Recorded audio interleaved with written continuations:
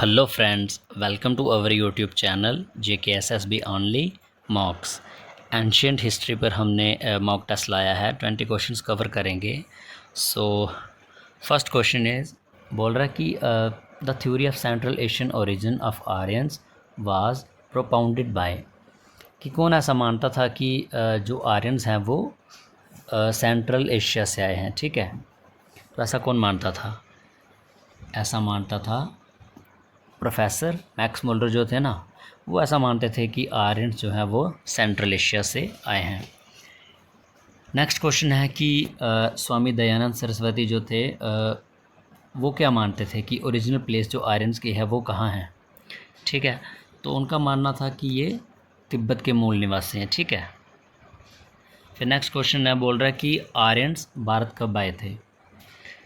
तो भारत आए थे ये 3250 BC से लेकर 2750 BC के बिटवीन। ठीक है, फिर नेक्स्ट क्वेश्चन है बोल रहा है कि हु एडवोकेटेड द सप्त सिंधु ओरिजिन ऑफ आर्यंस, कि कौन ऐसा मानता था कि आर्यंस जो है वो सप्त सिंधु के हैं।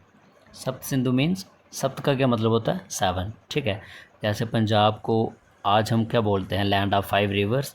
तो पहले पहले लैंड ऑफ 7 रिवर्स बोला जाता था। ठीक है, तो ऐसा कौन मानता था? AC दास। ठीक है, फिर नेक्स्ट क्वेश्चन है कि कौन ऐसा मानता था कि जो ये हैं आर्यंस वो आर्कटिक को बिलोंग करते हैं, मतलब जो अर्थ का बिल्कुल नॉर्दर्न मोस्ट एरिया है कि ये वहाँ के हैं। ठीक है, तो बाल गंगाधर तिलक जो है वो ऐसा मानते थे। ठीक है, फिर नेक्स्ट क्वेश्चन है बोल रहा है कि इन चारों में से which of the following does not form the part of the Vedas and Shrutis.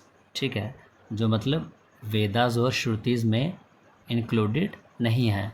ठीक है, तो वो क्या है?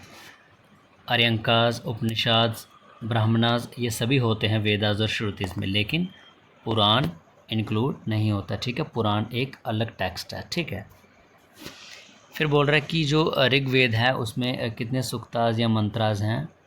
ठीक है, तो उसमें कितने मंत्राज हैं, सूक्ताज हैं? 1028। ठीक है, नेक्स्ट क्वेश्चन है बोल रहा है कि सबसे इम्पोर्टेंट और पुराना वेद कौन सा है?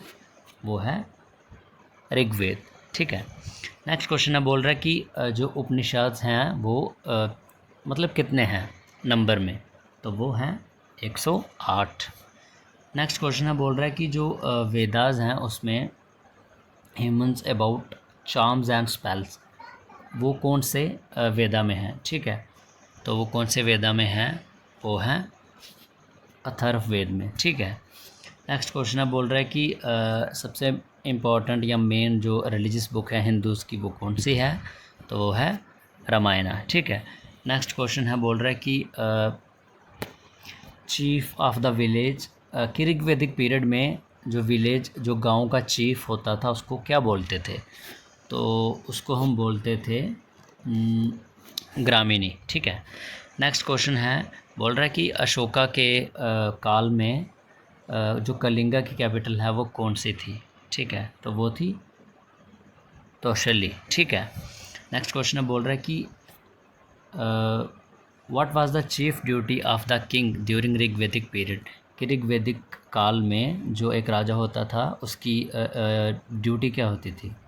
ठीक है, चीफ ड्यूटी मतलब सबसे ज़्यादा ज़रूरी क्या ड्यूटी उसकी होती थी? तो उसकी होती थी लोगों को बचाना, टू प्रोटेक्ट पीपल। ठीक है, फिर बोल रहा है कि सबसे अहम जो देवता आर्यंस के लिए ऋग्वैदिक पीरियड में कौन था? तो वो किसको मानते थे? वरुण को। ठीक है, वरुण देवता, जो देवता किसका है? रेन और मतलब पानी का। ठीक है, फिर बोल रहा है कि चीफ ऑक्यूपेशन, सबसे ज़रूरी ऑक्यूपेशन आर्यंस का ऋग्वैदिक काल में क्या काम करते थे वो? ठीक है, तो वो एग्रीकल्चर का काम करते थे। ठीक है, नेक्स्ट क्वेश्चन है कि which yajna was performed by the king at the time of ascending the throne, कि जब कोई राजा को मतलब राजपाट दिया जाता था ना, तो वो कौन सा यज्ञ करते थे? तो बोल रहा कि वो राजा सूया यज्ञ करते थे। और जब ये यज्ञ उनका मतलब कंप्लीट हो जाता था ना ये यज्ञ, फिर वो एक क्या होता है घोड़ा, अश्व जिसको बोलते हैं, ठीक है, वो उसको एक छोड़ देते थे, ठीक है।